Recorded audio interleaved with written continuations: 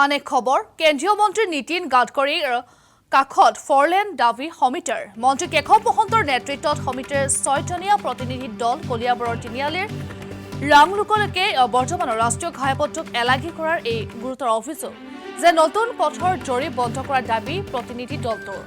সংসদ ভৱনত মন্ত্ৰীগৰাকীক সাক্ষাৎ কৰি প্ৰদান কৰিলে এক স্মাৰক পত্ৰ পুৰণি 37 নং নতুন 715 নং ৰাষ্ট্ৰীয় ঘাইপথটো সম্প্ৰসাৰণ লগতে বহলীকৰণৰ আহ্বান জনালে দলটোৱে লগতে সাক্ষাৎকাৰত উপস্থিত সাংসদ বীৰেন্দ্ৰ প্ৰসাদ বৈশ্য ফণীভূষণ চৌধুৰী কামাখ্যা প্ৰসাদ তাছা আৰু কলিয়াবৰৰ ফৰলেন সমস্যা বিতংভাৱে অৱগত কৰিলে বীৰেন্দ্ৰ প্ৰসাদ বৈশ্যই প্ৰতিনিধি দলটোত আছিল প্ৰদীপ লস্কৰ গোপাল চন্দ্ৰ শইকীয়া প্লাৱন বৰা মৃগাংক বৰা লেখনাথ শৰ্মা শুভম দামাইৰু লগতে অংশগ্ৰহণ এই বিষয়টো বিবেচনাৰ অস্ত্ৰক প্ৰদান কৰিলে কেন্দ্ৰীয় মন্ত্ৰীগৰাকীৰ ইতিমধ্যে আমি জনাইছো যে কেন্দ্ৰীয় মন্ত্ৰী নীতিন গাডকাৰীৰ কাষত ফৰলেন দাবী সমিতিৰ মন্ত্ৰী কেশৱ মহন্তৰ নেতৃত্বত সমিতিৰ 6জনীয়া প্ৰতিনিধি দল কলিয়াবৰৰ তিনিআলিৰ ৰাংলোকলৈকে বৰ্তমানৰ ৰাষ্ট্ৰীয় ঘাইপথটোক এলাগী কৰাৰ বাবে এনেদৰে অভিযোগ উত্থাপিত কৰিলে বহুজনে কিয়নো এই নতুন পথৰ জৰীপ বন্ধ কৰাৰ দাবীৰে প্ৰতিনিধি দলটোৱে প্ৰতিবাদ সাব্যস্ত কৰিলে লগতে বহুকেইটা দাবী উত্থাপন কৰা দেখিবলৈ পোৱা গৈছে সংসদ ভৱনত মন্ত্ৰীগৰাকীক সাক্ষাৎ কৰি প্ৰদান কৰিলে এক স্মাৰক পত্ৰ লগতে পুৰণি 37 নং ৰাষ্ট্ৰীয় ঘাইপথ আৰু নতুন 715 নং ৰাষ্ট্ৰীয় ঘাইপথটো সম্প্ৰসাৰণৰ বাবে এনেদৰে তেওঁ স্পষ্টভাৱে জনাইছে দলটোৱে লগতে বহলীকৰণৰ বাবেও আহ্বান জনাইছে দলটোৱে এই সাক্ষাৎকাৰত উপস্থিত থাকে সাংসদ বীৰেন্দ্ৰ প্ৰসাদ বৈশ্য ফণীভূষণ চৌধুৰী কামাখ্যা প্ৰসাদ তাছা কলিয়াবৰৰ ফৰলেন সমস্যা বিতংভাৱে অৱগত কৰিলে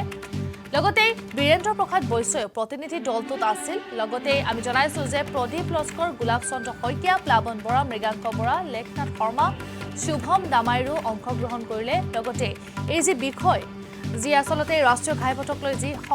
সমস্যা নতুন নহয় বহুদিনীয়া এই সমস্যা আৰু এনেদৰে এই সমগ্ৰ বিষয়টোৰ ওপৰত বিবেচনাৰ আশ্বাস প্ৰদান কৰিলে কেন্দ্ৰীয় মন্ত্ৰীগৰাকীৰ ওপৰত এনেদৰে বহু স্পষ্টভাৱে জনাইছে আমি জনাইছো যে কেন্দ্ৰীয় মন্ত্ৰী নীতিন গাডকাৰীৰ কাষত ফৰলেন দাবী সমিতিৰ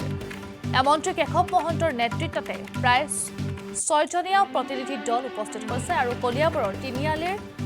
ৰাংলোকলৈকে বৰ্তমানৰ ৰাষ্ট্ৰীয় ঘাইপথটোক এলাগী কৰাৰ বাবে এনেদৰে বিভিন্নজনে বিভিন্ন অভিযোগ উত্থাপন কৰা দেখিবলৈ পোৱা যায়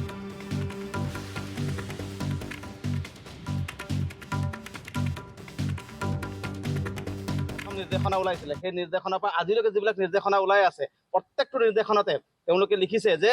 ৱাইডেনিং and extension of existing national highway তাৰ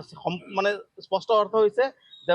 বৰ্তমান অৱস্থাত থকা যিটো নেশ্যনেল হাইৱে 715 নিউ আৰু 37 অল্ড সেই নেশ্যনেল হাইৱেটোকে বহল কৰি পেলাই 2 লেনৰ পৰা 4 লেন কৰিব লাগে আৰু আমাৰ কলিয়াবৰৰ তিনিআলিৰ পৰা জখলাবন্ধা পৰ্যন্ত এই ৰাস্তাটো প্ৰায় 3 লেনতকৈ বেছি বহল হৈ আছে আৰু অকণমান বহল কৰিলে 4 লেন হৈ যাব কিন্তু সেইটোকে নকৰি কি চক্ৰান্তত কাৰ স্বাৰ্থত এই 4 লেনটো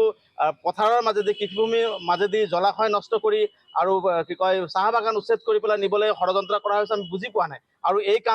কামবিলাক প্ৰকৃতি বিৰোধী কাম আজি কৃষিভূমি নষ্ট কৰা জলাশয় নষ্ট কৰা চাহ বাগান উচ্ছেদ কৰা এইখিনি প্ৰকৃতি বিৰোধী কাম কৰিবলৈ গৈ আছে চৰকাৰখনে আৰু প্ৰকৃতি বিৰোধী কাম কৰাৰ কাৰণে ফল আমি কি পাই আছো আজি আপোনালোকে দেখিছে দিল্লীৰ পৰিৱেশ কেনেকুৱা হৈছে গতিকে কালি তাৰিখত এই দিল্লীৰ সদৃশ পৰিৱেশ আমাৰ কলিয়াবৰত হ'ব গতিকে এনেকুৱা ধৰণৰ কামৰ পৰা আমি চৰকাৰখনক বিৰত থাকিবলৈও আমি আহ্বান জনাইছো আমি জনহিতৰ হিতাৰ্থে আমি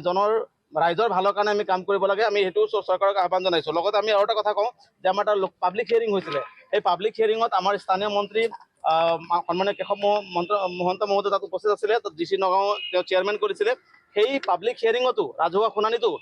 তেওঁলোকে আমাক 3টা বাইপাছৰ কথা কৈছিলে এটা সৰুভগীয়া ফালৰ পৰা বাইপাছ কৰাৰ কথা কৈছিলে জখলাবন্ধাখন আৰু এটা তেওঁ হাটবৰ ফালৰ পৰা বাইপাছ কৰাৰ কথা কৈছিলে আৰু এক্সিষ্টিং ৰোড যিটো আছে সেই ৰোডটোকে বহল কৰাৰ 3টা প্ৰস্তাৱ আমাক দেখুওৱা হৈছিলে কিন্তু